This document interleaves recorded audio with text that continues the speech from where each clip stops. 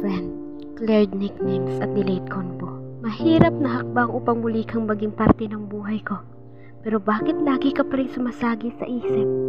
Hindi ka naman multo pero ang lamig ng hangin sa bawat pag-ihip. Good morning, kumain ka na? Kumusta ang araw mo?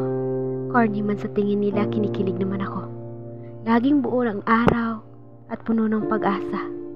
May inspirasyon, ligaya, iniriha at ultimo sa pagsaing nakangiti ka. Pero wala, kabilang tayo sa tinatawag nila sa una lang masaya. Tama, sa una lang talaga masaya. Sa una lang tayo naging masaya. Tanong ko lang, naging masaya ka ba talaga? Kasi nasanay tayo sa kilig, wala namang level na tinatawag. Hindi natin masasabi na hindi tayo mabubuwag. Umaasa na balang araw ay magiging tayo. Dahil sabi mo, hihintayin mo lang ako at maghihintay ako kahit gaano pa katagal. Habang patagal ng patagal, ang oras ay bumabagal. Hindi ba't sabi mo may importante ka lang nagagawin? Wala ka pa ring reply, may ginagawa ka pa rin siguro kaya aking naintindihan.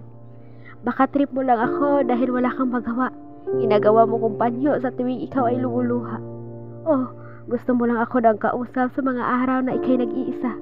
Ginagawa mo kong payong sa tuwing inuulan ka ng lungkot upang di ka mabasa. Ang husay o ang tanga ko lang kasi ang bilis kong nahulog. Bumabagsak ako sa mga mapaninlang mungiti at ako'y nabubog. Sakit. Imbis na paa, ang puso'y nadurog. Parang awitin ni Moira ang sakit. Bawat tugtog.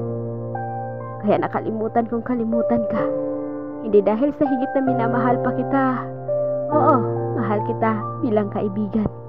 Kaya naaalala kita sa mga oras na kailangan ko ng sandigan.